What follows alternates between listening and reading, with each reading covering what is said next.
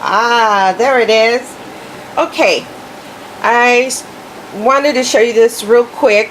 I'm making a braised chicken.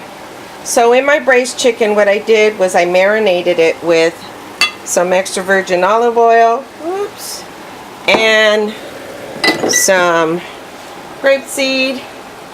I mixed that up, and then I got a lime, squeezed it, added some salt, some kosher salt, some pepper, garlic powder.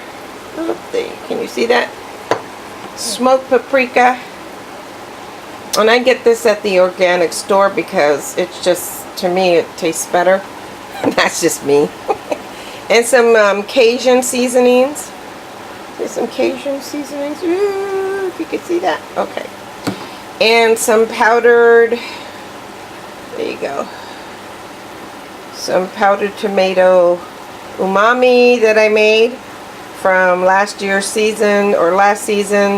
Just basically took the peelings of my tomatoes before when I made salsa, after I concassate them. See, you just take the peelings and you dry them out, and then you put them in the spice grinder, and you have some beautiful umami. And then oh, and of course I had to put my favorite wine, vino. This is nice. And some onions. I put a half onion. Put some bell pepper, both green and see, both green and red.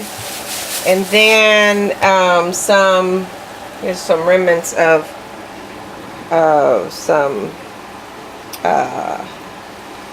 what do you call it? Oh heck, I'm drawing a blank. You probably know what it is. Anyways, you know what it is. I'll post it when I remember. I'm just gonna set this on top. So it's kind of has a licorice, fennel. Excuse me, fennel. So it has a licorice type of flavor. And basically, after you place your chicken in the skillet, make sure your skillet, and this is a cast iron, is hot, at a hot point. And then you just drop your chicken in face down, and then you wait a few minutes, flip it over, and then you add the julienne cut of the veggies, and then you add the wine afterwards. There you go. And then you add your stock. You want to use some stock, heat up some stock, and then it's braising on the bottom. So what I'm going to do is cover it up, put it on low heat, so it's going to simmer for a while.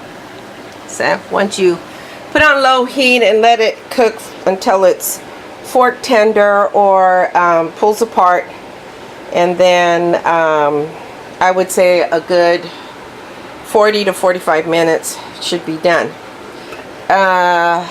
Before that, you can add some cabbage and other goodies. This is a one pot, so you can add some cabbage. You can add cabbage if you want. I may add some cabbage, see? I'll slice it up. And then some yams. And then you have a nice one pot stew. Okay, I thought I'd show you that really quick. Really easy and really friendly to make. So that's going to be for dinner. Alrighty, talk to you later. Bye-bye. Peace out. Hi. I just want to say hi to my grandbabies. And everybody else, of course. Alright, have a good one. Bye.